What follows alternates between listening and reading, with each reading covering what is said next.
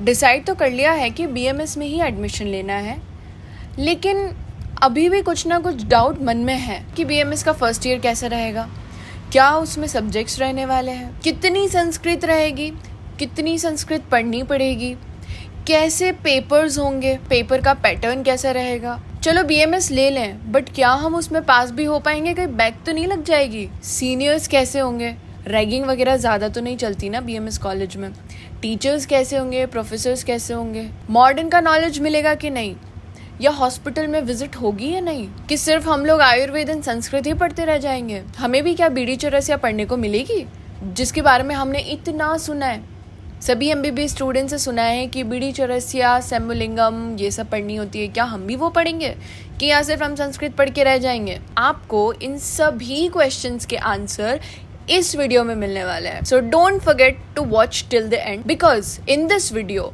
मैं आपको BMS first year के इनसाइट्स बताने वाली हूँ। This video is survival guide for BMS first year, and if you guys like this video then please like, share and subscribe. ये 3 चीजें करना मत भूलिएगा. All these 3 things gives me the motivation to make good content and to make more such videos for you. चलिए तो quickly हम लोग video को स्टार्ट करते हैं। सबसे पहले डाउट आता है कि दीदी कॉलेज स्टार्ट कब से होगा?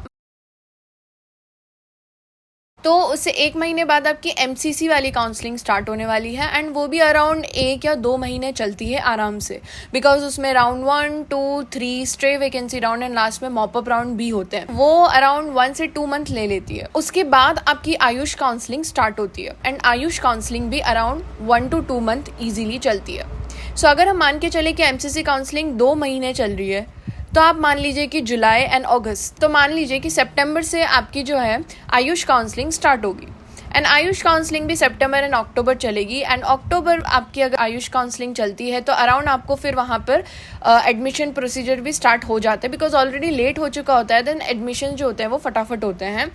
तो क्या होता है कि अराउंड अक्टूबर से नवंबर के बीच में जो है आपका सेशन स्टार्ट होगा, क्योंकि मेरे टाइम पे ऐसा ही हुआ था, मुझे बहुत सारा गैप मिल गया था। आप मान के चलिए कि मिनिमम आपको 3 महीने रिजल्ट के बाद और मिल जाएंगे, जिसमें आपकी जो है काउंसलिंग कंप्लीट हो जाएगी, एंड देन आपको एडमिशन करवाने जाना पड़ेगा। उसके बाद आपके कॉलेजेस जो है वो स्टार्ट होंगे। आप मान सकते हैं कि आपके कॉलेजेस सितंबर एंड से लेकर के नवंबर तक कभी भी जो है वो स्टार्ट हो सकते हैं। वो obviously college to college depend करता है, बिकॉज हो सकता है आपको स्ट्रे वैकेंसी में जाके कॉलेज मिले, हो सकता है आपको राउंड 1 में ही आपका पसंदीदा कॉलेज मिल जाए एंड आपको वहां पे एडमिशन कराने जाना पड़े। अब कॉलेज स्टार्ट होता है तो एडमिशन होने के बाद अराउंड 10 दिन बाद जो है, जब सारे राउंड्स कंप्लीट हो जाते हैं, तो उसके बाद आपके कॉलेज वाले आपको एक ग्रुप में ऐड करेंगे, जहाँ पे ऑब्वियसली आपको सारी इन्फॉर्मेशन आएगी। कॉलेज वाले आपको एक फर्स्ट डे बताएंगे जब आपको कॉलेज में आना होगा, जब वहां पर वो लोग एक प्रोग्राम आपके लिए अरेंज करेंगे।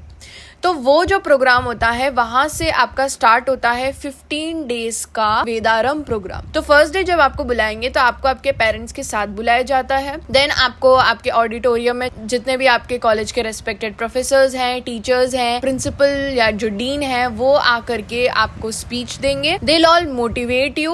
वो आप अपने कॉलेज के बारे में बताएंगे, सब्जेक्ट्स के बारे में बताएंगे, ठीक है, बहुत सारी बातें होंगी। आपके लिए एक हवन करवाया जाएगा, ठीक है, that is a part of the procedure जो कि करवाया जाता है, क्योंकि हमारे कॉलेज में ये वेदारम में फर्स्ट डे किया गया था। जो आपके सीनियर्स है वो आपको मोटिवेट करेंगे, वो आपको स्पीच देंगे, तो वहाँ से आपको बहुत मोटिवेशन मिलेगा। उसके बाद आपके लिए नाश्ता पानी होगा कॉलेज में। उसके बाद आपको कॉलेज का टूर दिया जाएगा। I mean, जो सीनियर्स है वो आपको लेकर के जाएंगे, उनसे थोड़ा बहुत आपका इंटरेक्शन होगा, एंड देन उसके बाद जो है आपको बताया जाएगा कि आज से लेकर के 15 डेज तक आपको जो है आपका वेदारम प्रोग्राम होगा, जिसमें सिर्फ आपको नॉर्मल इंट्रोडक्शन दिया जाएगा, कॉलेज की विज़िट कराई जाती है, कॉलेज के हॉस्पिटल्स की विज़िट कराई जाती है, एंड जो भी कोर्सेज उनके बारे में थोड़ा थोड़ा नॉलेज दिया जाता है। एकदम से आपके ऊपर पूरा बर्डन नहीं डाल दिया जाता है। जहाँ पर आपका कॉलेज है वहाँ के आसपास जो भी विजिटिंग स्पॉट्स है वहाँ पर आपको ले जाया जाएगा। आपके बेसिकली जो है ये एक बहुत अच्छा इंटरेक्टिव प्रोग्राम होता है। इसमें आप अपने फ्रेंड्स बना सकते हैं, आप अपने बैचमेट्स के साथ इंटरेक्शन करते हैं, आप अपने सीनियर्स के साथ इंटरेक्शन करते हैं। तो बेसिकली ये सब आपको उन 15 डेज में, स्टार्टिंग के 15 डेज में सिखाया जाता है, और उसके बाद आपकी एक्चुअल क्लासेस जो होती है, जो प्रॉपर स्केड्यूल है वो स्टार्ट होता है। ये जो 15 डेज होते हैं उसमें आपको कॉलेज भी ज़्यादा नहीं बुलाया जाता है, सिर्फ 3 to 4 आवर्स के लिए कॉलेज बुलाया जाता है, जहाँ पर आपकी नॉर्मल एक्टिविटीज़ होती है। उसके बाद जो है आफ्टर 15 डेज आपकी क्लासेस स्टार्ट हो जाएंगी, जो जहाँ पर क्लासेस का टाइमिंग 9 to 4 और 9 to 5 वेरी कर सकता है, तो ये आपका जनरली टाइम रहता है। सो वो जो वेदारम प्रोग्राम है वहाँ पर आपको ये भी बता दिया जाएगा कि आपके कॉलेज का ड्रेस कोड क्या होने वाला है, बिकॉज बहुत सारे कॉलेजेस में ड्रेस कोड भी होता है, तो वो आपको परचेज करके लाना पड़ेगा, वो आपको फॉलो करना पड़ेगा ड्रेस कोड। एंड बहुत सारे कॉलेज में ऐसा होता है कि 1 साल के लिए जब तक आप जूनियर हैं, जूनियर मोस्ट बैच के आप हैं, तो उस टाइम पे आपको एक ड्रेस कोड फॉलो करना होता है। सो वो हर कॉलेजेस में नहीं होता, बट ऑब्वियसली क्योंकि आप सबसे जूनियर है तो आपको सबकी रेस्पेक्ट करना सिखाया जाता है, आपको सबसे कैसे इंटरेक्शन करना है वो सिखाया जाता है, आपको टीचर से कैसे बात करनी है वो सिखाया जाता है, एंड आपका ड्रेसिंग सेंस कैसा होना चाहिए वो सारी चीज़ें बताई जाती है। तो ये सभी जो होता है ये फर्स्ट ईयर में सिखाया जाता है, और ये बेसिकली जो है आपको आपके सीनियर्स सिखाते हैं। ये होता है आपका बेसिकली इंटरेक्शन जो कि सीनियर्स के साथ होता है। इसे हम लोग रैगिंग नहीं बोल सकते। अब मैं इस पॉइंट पे आती हूँ कि क्या मेडिकल कॉलेजेस में रैगिंग होती है या नहीं होती है। मेरा सिंपल सा आंसर ये है कि बहुत सारे कॉलेजेस में रैगिंग होती है, ठीक है, बट बिफोर एक्सप्लेनिंग की रैगिंग में क्या होता है मैं आपको बताना चाहती हूँ कि सबके लिए ये चीज़ वेरी कर सकती है।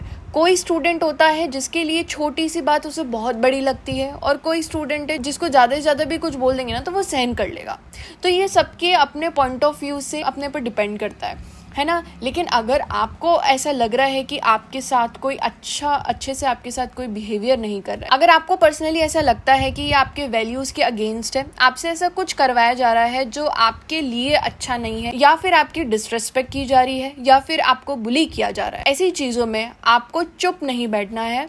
There are anti ragging committees. आप अपने कॉलेज में आपके टीचर्स को रिपोर्ट कर सकते हैं, they will help you. And even first day second day जो आपका इंटरेक्शन पीरियड है वहाँ पर टीचर्स आपको बताएंगे, they will get your contact numbers. तो कोई भी प्रॉब्लम होती है, अगर आप हॉस्टल्स में रह रहे हैं, आपके साथ हॉस्टल में कोई प्रॉब्लम की जा रही है, या आपके साथ कोई अलग सा बिहेवियर किया जा रहा है जो कि इररेजिस्टिबल है एंड जो कि इनअप्रोप्रिएट है, तो फिर आपको बिल्कुल चुप नहीं रहना है एंड आप बोल सकते हैं। किसी की इतनी पावर नहीं होती, किसी भी सीनियर की इतनी पावर नहीं है कि वो आपका कुछ बिगाड़ सके। आपको बिल्कुल टेंशन और स्ट्रेस नहीं लेना है अबाउट रैगिंग। आजकल ये जो रैगिंग का सीन है वो बहुत कम हो चुका है, और इवन होता ही नहीं है बहुत सारे कॉलेज में। सीनियर्स बस नॉर्मल इंटरेक्शन करते हैं, आपको सिखाते हैं कि आपको कैसे ग्रीट करना है, बिकॉज आप मेडिकल फील्ड में आ रहे हैं, आपका कोई डेकोरम होता है, वो आपको अभी से तो आपके अंदर इनबिल्ट नहीं है कि हमें एज ए डॉक्टर कैसे एक्ट करना है। वो आपको जो है सीनियर्स आपको सिखाएंगे कि आपको कैसे टीचर्स के साथ इंटरेक्शन करना चाहिए, कैसे सीनियर्स के साथ इंटरेक्शन करना चाहिए। तो वो रैगिंग में नहीं आती है। ऑलराइट, तो ये तो बात हो गई रैगिंग की। अब हम बात करते हैं कि फर्स्ट ईयर में आपको कैसा फील होगा। फर्स्ट टाइम आप क्लास में जाएंगे, सबसे पहले आपके टीचर्स आएंगे, आपका इंट्रो होगा, आप कहाँ से आते हैं, है ना, आपका नाम क्या है, आपके फादर का नेम क्या है, आप कहाँ से आते हैं, आपके नीट में कैसा रहा, वो सब बेसिकली नॉर्मल इंट्रोडक्शन लेंगे। कुछ टाइम बाद आपकी क्लासेस जो है, एक्चुअल पढ़ाई जो है वो आपका मोमेंटम सेट होगा। तो इनिशियली आप लोग ये फिगर आउट करेंगे कि आपको कौन सी बुक्स लेनी है, किससे पढ़ना अच्छा है। तो मेन चीज़ ये रहती है कि अपना दिमाग लगाने से बेटर, एक्सपेरिमेंट करने से बेटर है कि आप मेरी वीडियोस देख लें, और मेरी वीडियोस से आपको सब पता चल जाएगा कि फर्स्ट ईयर में आपको कौन कौन सी बुक्स लेनी है। नेक्स्ट वीडियो में इसी पे बनाने वाली हूँ कि कौन कौन सी बुक्स जो है वो आपके लिए फर्स्ट ईयर के लिए बेस्ट रहने वाली है फॉर इंग्लिश मीडियम स्टूडेंट। क्योंकि मैं पर्सनली खुद इंग्लिश मीडियम स्टूडेंट हूँ, और मुझे फर्स्ट ईयर में बहुत प्रॉब्लम आई थी कि कौन सी बुक से पढ़ूँ जिससे कि एटलीस्ट मुझे समझ में तो आ जाए कि मैं क्या पढ़ रही हूँ। अदरवाइज पूरी संस्कृत में, पूरी हिंदी में मुझे कुछ समझ में नहीं आता था। तो आई सेलेक्टेड दोज बुक्स जिनसे मुझे समझ में आया, and that help me secure even distinction in my first year exams. मैं भी आपको वही बुक्स बताने वाली हूँ जिससे आपका फर्स्ट ईयर का रिजल्ट ना खराब हो, आपको बेसिकली ज़्यादा प्रॉब्लम ना आए। जो भी प्रॉब्लम मुझे झेलनी पड़ी थी वो आपको नहीं झेलनी पड़ेगी, that is my guarantee. First year में तो आपको पहली बार तो यही प्रॉब्लम होगी, आपको ये दिक्कत आएगी कि यार ये सब्जेक्ट के नेम कौन कौन सा, हमें तो याद ही नहीं रह रहा कि इस सब्जेक्ट का कौन सा टीचर है, ये सब्जेक्ट कौन सा, इसमें क्या पढ़ाया जाएगा। तो बेसिकली आपके कुछ सब्जेक्ट्स होंगे फर्स्ट ईयर में, जैसे कि आपका फर्स्ट सब्जेक्ट होगा संस्कृत, जिससे कि सभी बच्चे अभी डरे हुए हैं जो BA में BMS लेना चाह रहे हैं, डरो मत, आपको बेसिक संस्कृत आनी चाहिए। मतलब आपको बेसिक संस्कृत फर्स्ट ईयर में सिखाई जाएगी। ऐसा कोई आपसे एक्सपेक्टेड नहीं है कि आपको संस्कृत आनी चाहिए, आपने संस्कृत 10 तक पढ़ी होनी चाहिए, ऐसा नहीं ज़रूरी है। सब्जेक्ट होता है आपका पदार्थ विज्ञान, जो कि बहुत से स्टूडेंट्स को बहुत डिफ़िकल्ट लगेगा, बट एक बार अगर उसके कॉन्सेप्ट्स क्लियर हो जाए तो वो बहुत ईजी सब्जेक्ट हो जाता है एंड उसमें मार्क्स स्कोर करना बहुत ईजी है, बिलीव मी। इवन संस्कृत में भी ये सब में आप अगर मेरे चैनल से जुड़ जाएंगे ना, तो ये सारी चीज़ें आपकी एकदम क्लियर कट, आपके लिए बहुत ईजी हो जाएगा BMS करना। फर्स्ट ईयर तो एकदम चुटकी से निकल जाएगा, पता भी नहीं चलेगा, ठीक है। तो पदार्थ विज्ञान होता है। नेक्स्ट आपकी होती है संहिता। संहिता अध्ययन में आपके पास चरक संहिता होगी एंड अष्टांग हृदय होगी। तो आपको वो दोनों में कुछ सिलेक्टेड चैप्टर्स है वो पढ़ने होंगे। ईजी है, स्टार्टिंग में कुछ डिफिकल्ट नहीं लगेगा।